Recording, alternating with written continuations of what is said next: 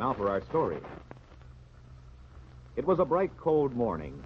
Lefty Larkin had fed the chickens and had finished the rest of the chores around the Lane farm. He was wearing Randy's battle jacket, the one which had seen Aunt Mary's son through his years of service in the Marines. A woolen cap was pulled down well over his ears, and his capable hands were encased in a pair of bright red mittens Peggy had given him for Christmas.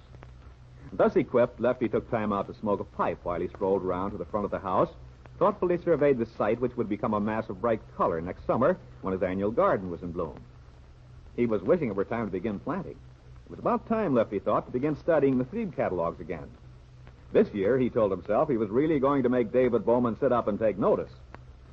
The thought of his friendly competition with his old friend brought a grin to Lefty's face, a grin which was still there when he came through the back door into the welcome warmth of Aunt Mary's patty kitchen. Hi, Aunt Mary.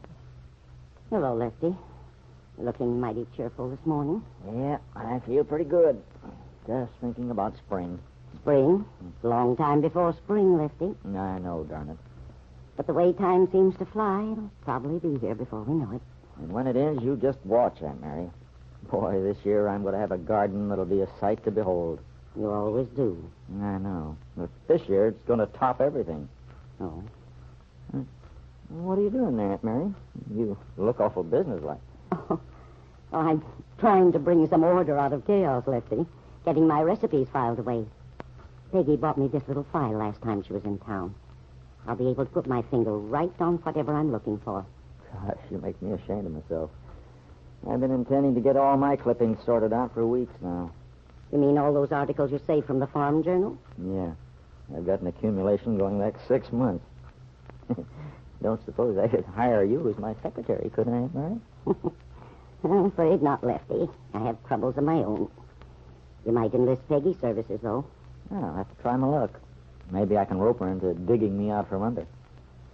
Lefty, you better take off your things before you... Oh, so that's where it was.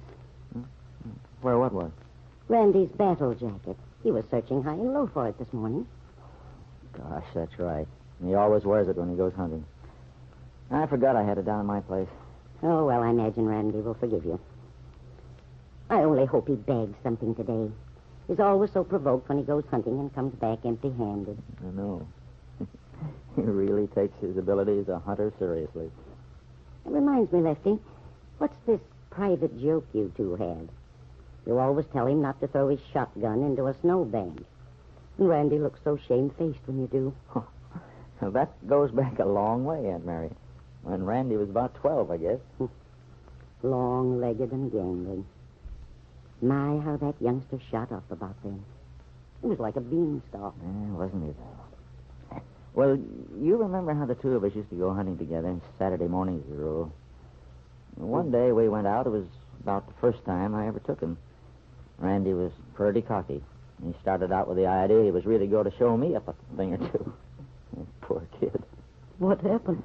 Well, I got a rabbit first crack out of the box and then another. And Randy was getting a little discouraged by then. We'd been out a couple hours and he hadn't even pulled the trigger. And he got his chance. He shot and missed. I'd bagged 3 rabbits by that time, and Randy was so anxious to get one that he did everything wrong. He got so mad he took his gun and heaved it right over the fence into a bank of snow. Poor Randy. I felt like a heel, but I couldn't keep from laughing. Of course, that made him all the madder. But he never said a word. He climbed over the fence, fished out his shotgun, and we started for home. Next day, he rigged up a target out by the barn. I remember.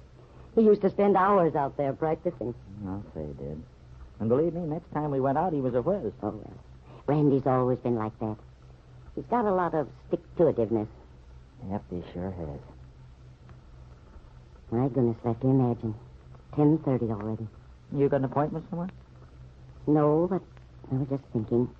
There's a meeting of the board of directors this morning at the bank. What dirty work are they up to this time? They voted to get rid of Bill Meade the last time they met. Now I suppose they'll just sit around and pat themselves on the back for being so smart. Not today, Lefty. As a matter of fact, if all goes well, I believe the board is going to reverse its decision this morning and vote that Bill stay on in his job. No kidding. Oh, say, that's wonderful, Aunt Mary. How come? Well, Lefty, yesterday afternoon, David and I called on Henry Swanson. Henry was the instigator of the idea originally, you see. You mean he was the guy who wanted Bill out? Yes. And he influenced the rest of the men.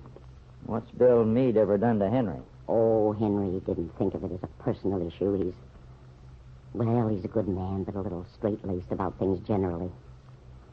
He believed Bill was responsible for the trouble at the Discaries, so he was simply following out his own principles. Yeah, only he was all wet thinking Bill was chasing after Carla and all that. If he's any judge of character, he should have known better. Well, fortunately, David and I were able to make Henry see that he'd been swayed by a lot of gossip, and that it would be an injustice to Bill if he were to lose his job. We pointed out that there was nothing but circumstantial evidence to go on. And gradually he came round to our point of view. Well, I'm certainly thankful to hear it, Aunt Mary. For Peggy's sake, especially. But, Aunt Mary, supposing Henry Swanson can't talk the other men into it. After all, he's not the kingpin. Oh, I think he is, pretty much. David says Henry's always been a leader among the minority stockholders down at the bank.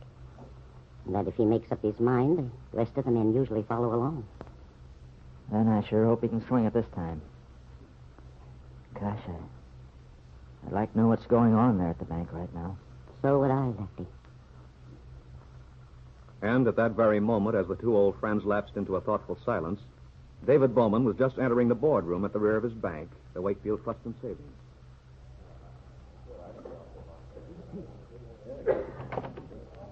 Good morning, gentlemen. Oh, good morning, David. Good morning, John. Henry Swanson not here yet, I see. No, not a sign of him. Well, he'll probably be along. Henry's usually right on the dot. He always has been. Yes. I believe they're taking inventory over at his store. He might have been held up. Oh, he's got a job in his hands these days. You know, I can remember when Swanson's was nothing but a little place where my mother used to send me to buy a package of pigs. Yeah, that was in the time of old man Swanson, Henry's father. George. Mm-hmm. He was quite a character, old George Swanson. I remember how he used to march down Main Street wearing a black frock coat and a big black Stetson hat. Never saw him without that hat, winter or summer. No. Yeah, he'd been out west when he was a young fella. I guess that hat was the only reminder he had of the wild and woolly days back there. Carried himself stiff as a ramrod. Yeah, sure. And how he hated the first automobile. Mm-hmm. Swore he'd never ride in one. And he never did. Uh-huh. Well, here's his grandson and namesake planning to become an airplane pilot. Yeah. At least so Henry tells me. It's odd Henry's so late. Well, you seem to be kind of upset, David. This meeting especially important? I thought we took care of the business for the month at the last session. Well, John, I had a talk with Henry yesterday, and he agreed with me it would be a good idea to call another meeting this morning. It's about Bill Meade, you see. Bill Meade? But we took care of that the last time. Well, I thought that was all settled. We voted to request Bill's resignation.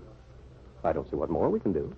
Maybe the matter requires further consideration, John. Henry and I agreed it would be a good idea to reopen the question today. It looks to me as if the whole thing's a tempest in a teapot, David. Meade's obviously gotten just what he deserves. That's what Henry said last time. You can't let a man get by with a thing like that.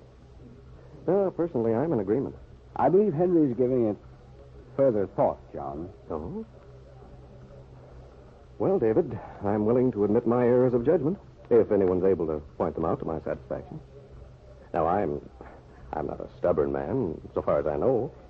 If you and Henry have come to some kind of terms, I'm willing to listen to reason. I'm glad to hear you say that, John.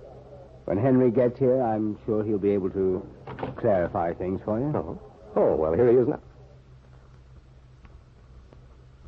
That's not Henry after all. So I see. I wonder what he's doing here. I don't know, John. But I intend to find out right now. Puzzled and disturbed, David Bowman looked at the man who stood in the open doorway, contemplating the members of the board with a self-confident smile. What was he doing here, the men wondered. The atmosphere of the room changed from one of casual waiting to one of tense, anxious expectancy.